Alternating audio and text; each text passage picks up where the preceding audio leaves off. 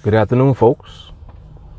Good afternoon, good evening, good morning, of course, depending on where your geographical present location is. Happy Friday, everyone. Also, Merry Christmas. Christmas is right around the corner. Literally, another 4 days. My name is Mark Fuller. This is TeamAlliance. I have a quick video. This is going to be an Ask Mark Anything video. This is in response to Brother Then What, one of my YouTube subscribers. I'll read the question and then I'm going to frame the question for this episode. It reads as follows. Hey Mark, I got a question. Can you break down what makes a currency pair? And can you tell us how information is gathered that gives us the market charts and prices? The market is always moving, and I'm curious who gathers that information and how they put it together that gives us the market. How is it generated second by second? Thanks, OG. So salute to Brother Then What. I appreciate the question. Always appreciate when you guys have questions, especially the Ask Mark Anything questions, because you guys literally ask me anything. So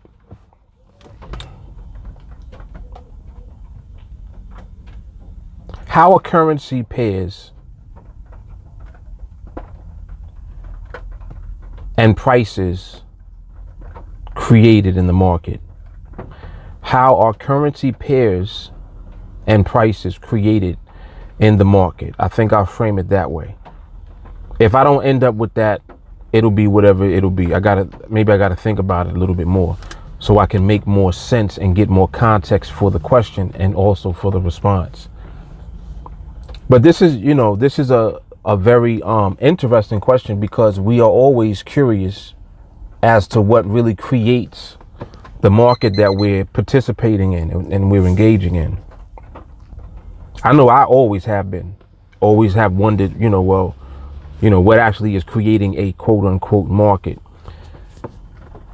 With currency pairs in particular, a currency pair is one market. Even though it's a pair, because it's taking two individual currencies and it is taking the value, the monetary value in the market of each currency price, or each currency, I should say. So it's taking the price of each currency and it is comparing one to the other. So for example, if you compare the pound to the USD, the US dollar, the pound versus the dollar is showing you the value of the Great British Pound compared to the US dollar. So because the pound is the first currency in the pair, it's giving you the value of the pound against the dollar. Okay? Which means, how much is a pound worth versus a dollar? How many pounds can I get for $1? That's what a currency pair is. How many pounds will I get, or excuse me, no. How many US dollars? This is what I'm going to say now. This is the correct way. How many US dollars will it cost me to get 1 pound? That's the correct way. Let me be politically correct, because this is a very technical question. How many US dollars can I get for 1 pound? This is what creates the price of this currency pair. So when you look at the actual price, and let me just actually give you what it is right now. The current price, and this is an average. I'm using the indicative price actually from the NADEX platform for this market. Currently, you would receive, for 1 pound, it would cost you, $1.26. The exact amount is 1.2625.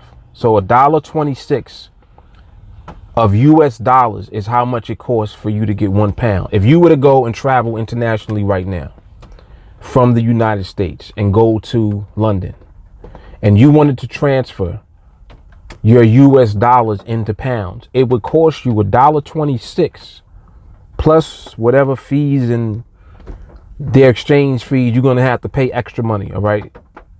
But I'm just giving you the technical aspect of it. Technically, it's costing you $1.26 of US dollars to get 1 pound. So the pound is more valuable than the dollar because it costs more of the currency that you have, which is the dollar, to receive 1 pound. You're only getting 1 pound, but you got to spend $1.26 to get it. Understand? Let's look at another pair. The euro dollar right now. Euro dollar, you would have to pay $1.13. Yeah, close to $1.14. We'll say $1.14. $1.14 of US currency is how much you have to pay to get 1 euro. So the value of the euro is higher than the value of the US dollar because it costs you more dollars to get 1 euro. You see what I'm saying? This is how a currency pair is broken down.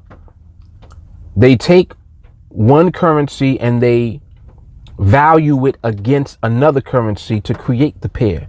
And on the Forex market, the foreign exchange market, that comparison, them taking those two individual currencies and putting them against each other is what creates the one pair. So in Forex, it looks like one instrument. It's one instrument that everyone is trading. So when you're looking at the price fluctuate, what's creating the price fluctuation is the value of that difference moving up and down in the market. There's a bunch of different variables that contribute to what moves a market. Political influence, news, and just trading in general. On the open market in Forex, in the currency market, in the foreign exchange market, banks, institutions, pension funds, individuals, retail traders, we are all contributing to the movement of the market, but there is no one entity that can control the entire market. It's controlled by everything that culminates and comes together to create the pricing in the market at the time. It's manipulated, definitely. There are influential powers that be that definitely influence the prices in the markets, but there is no one entity that controls it all. It's not out there. There's a lot of money that moves all at once. Yes, absolutely. Can they move the markets in one particular direction at a time or at the time? Absolutely. Happens all the time. Banks are large enough to do that. Institutions are large enough to do that. Some of them. Definitely governments that are functioning through institutions, they're definitely able to move the markets. But understand that there is no one entity that controls it all. It is that calculation that comes to be the price in the market is determined by a number of different factors. It's determined by the fluctuations and the value of individual countries' currencies versus other countries' currencies. So like the pound versus the dollar is showing the comparison between the Great British Pound and the US dollar. It's not just one thing though that determines how much that difference is. Like what did we determine it was? $1 what? $1.26, right? $1.26 is how much it costs you to get 1 pound. This is if you're traveling and you're actually exchanging currency. When you go there and you want pounds to spend, for you to turn your dollars into pounds is going to cost you $1.26 plus whatever fees and whatever else you got to pay. By the way, when you go and you do travel, the best way for you to get currency in the country that you're in, go to the ATM machine with your card from your country, withdraw the money from the ATM machine, you will get the best exchange rate. That's just a tip for any of you that are traveling. When you go to those little currency exchanges, they charge you mad money. Like, they penalize you for trying to transfer US dollars into whatever the local currency is. You're going to get penalized for doing that. So don't do that. Take your ATM card when you travel, go to an ATM machine and withdraw in the currency of the country that you're in. That's the best way to do it, to get the best exchange rate. All right, take my word for it. But anyway, so that's how currency pairs are created. That is how currency pairs are traded and how the prices come to be in the first place. It's a comparison between two individual currencies to create that pair, and that one pair becomes the market that we're trading and that we're looking at on the Forex exchange or the foreign exchange market, currency market, whatever name that, you know, people want to call it.